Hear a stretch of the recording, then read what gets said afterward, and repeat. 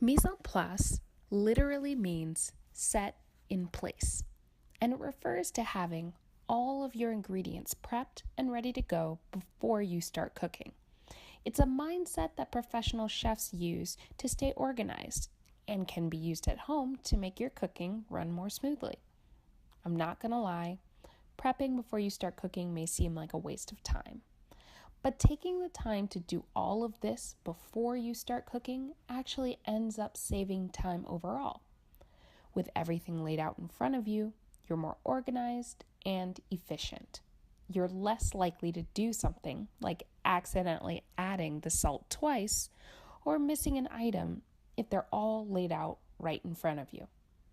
To prepare your mise en place, refer back to the recipe. This is where reading through the recipe beforehand is extremely helpful. Let's use a new recipe for chicken curry. Okay, let's quickly work through this recipe. You can pause right now and take a moment to read the recipe before we can go on for our second read. You'll notice we have quite a few ingredients in all varying quantities, but all of them come together around the same step in the recipe. That means we should probably prepare these things in advance. For starters, before we even turn on the heat, we can season our chicken with salt, get a plate ready to transfer our chicken to, and have the skillet ready on the stove. Mince our garlic and ginger and chop our onions. Note that these are different sizes, as we covered before. Pre-measure our spices and add them to a small dish or a ramekin for easy adding later. Pre-measure our liquids, in this case, the water, tomatoes, and yogurt. Be aware that there are 2 measures for water, 1 tablespoon for the mixture when you add in the spices, and 1/2 cup for later in the recipe. As I mentioned before, recipes will usually list their ingredients in order.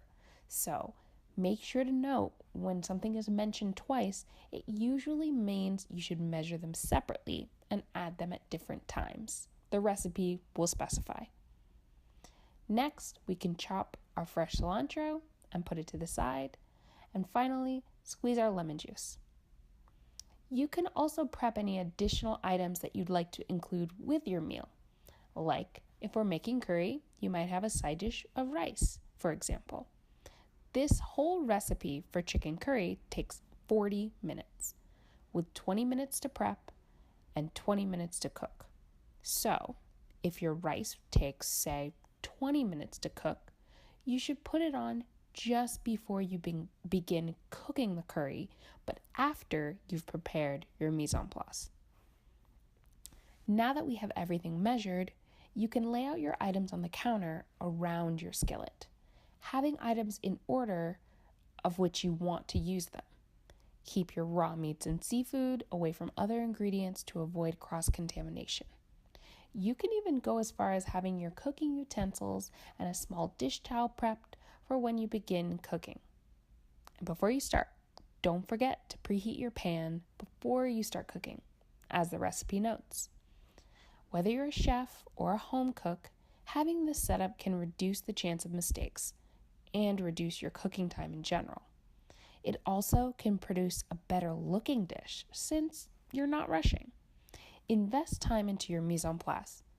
It's the key to having a successful recipe.